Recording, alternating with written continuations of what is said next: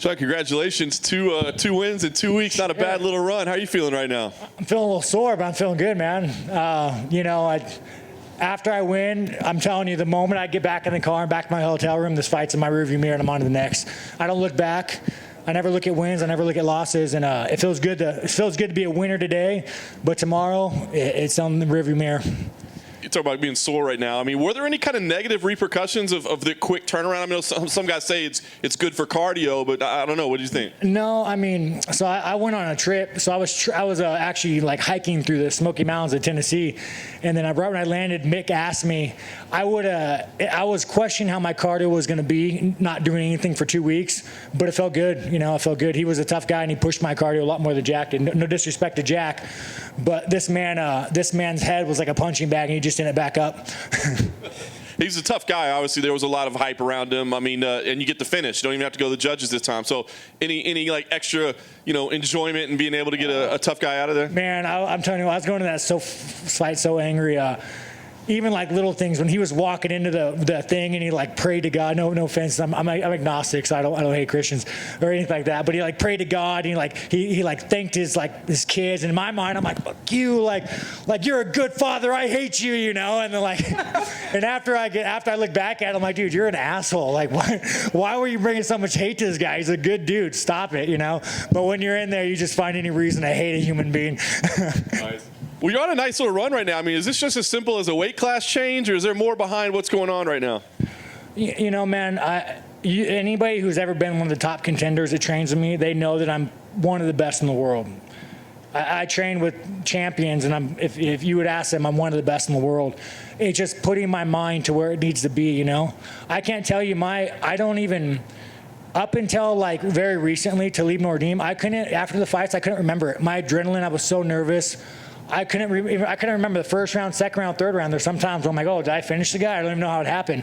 And now, I'm in this place where I could look back, clearly remember the fight from the first to the last. My head is just where it needs to be.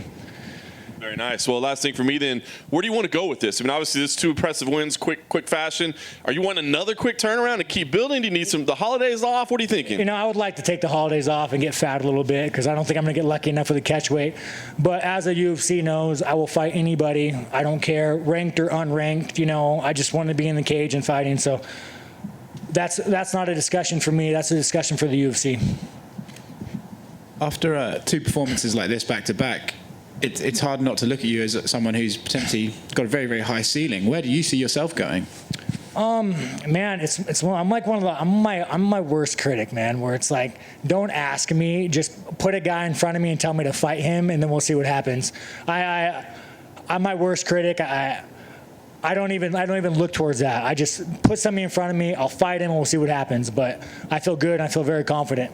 I think a lot of people were excited about this fight, hoping they'd get to see you shout, stay down, over and over again, but we didn't get that. Well, he tried. Hey, he pulled guard on me, and he was like, come in my guard. And I'm like, all right, I'm better than you. Sure, I'll come in your guard. And that lasted like 30 seconds, and he got up.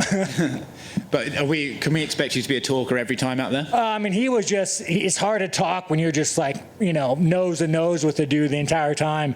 Me and Jack more had like a mutual respect. You could tell me and Jack are kind of cut from the same cloth. So when we're fighting, we're both two kind of assholes in the cage. We had that mutual asshole respect for each other.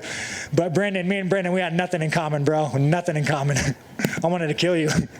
Congrats. So you hate it when your friends are successful, when they're nice? You got to have an asshole in them? Yeah, no, dude, I mean, I'm telling you, Brendan, he's such a good guy where, like, he loves his family. Like, people are coming up to me telling me that, like, he can't take a fight next month because he has to be for his children's birthday. And I'm such an asshole. I'm like, you, man, like screw you and your great life. Like, I'm going to try to break your face open, I'm going to take that from you. I'm going to orphan your kids. So I'm telling you, like, in my head, bro, like, whenever they told me that, my first thought was like, dude, I'm going to orphan your fucking kids. And no offense, dude.